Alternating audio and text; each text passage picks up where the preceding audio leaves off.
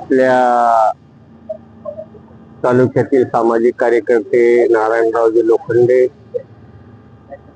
विकासदाजी देशमुख यांनी महसूल संबंधित अनेक मागण्याच्या बाबतीत वरिष्ठांना निवेदन देऊन आपल्या मागण्याचा विचार करून तात्काळ कारवाई करण्यात यावी आणि त्यासाठी त्यांनी उपोषणाचा मार्ग स्वीकारलेला आहे. कारण हा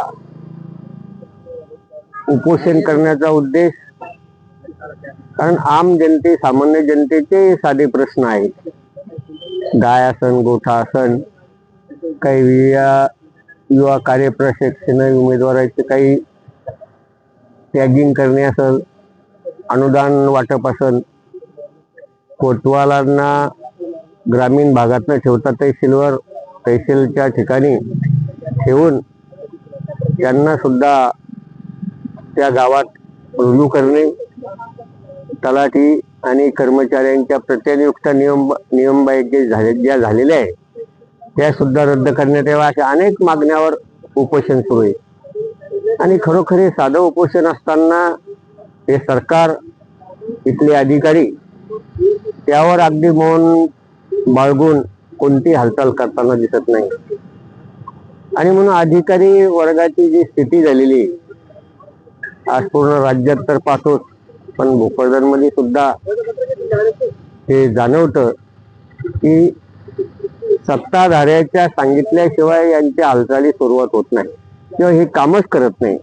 असे बरेच प्रश्न आहे की जे आम लोकांचे प्रश्न रेंगाळत पडलेले आहे. आणि खरोखर परवा पुण्यामध्ये काही वरिष्ठ नेत्यांनी सांगितलं की शेवटी अधिकाऱ्यांनी सुद्धा आपल्या अधिकाराची जाणीव ठेवली पाहिजे. नसता त्यांना माकडींचे पिल्ले होण्यासाठून कोणी वाचवणार नाही. कारण ज्यावेळेस माकडींच्या तोंडात पाणी गेल्यानंतर माकडी स्वतःच्या पिल्ल्याला सुद्धा पायाखाली तुडवते, तशी नेते मंडळी जरी ते सांगत असले तरी अधिकाऱ्यांनी आपल्या कार्यानं, आपल्या कायदेशीरपणानं कारवाई करून आम जनतेचे प्रश्न सोडवले पाहिजेत, तरच ह्या लोकशाहीचा गाडा चालू शकतो. परंतु तसे न होता इतकी लाठी उसकी म्हैस अशा प्रमाणे झालेलं आहे. आणि ज्या ह्या नारायणराव लोखंडे, विकास जाधव यांनी उपोषण केलं त्या उपोषणाला खरोखरच आम्ही तालुका काँग्रेसच्या वतीनं जाहीर पाठिंबा देतो.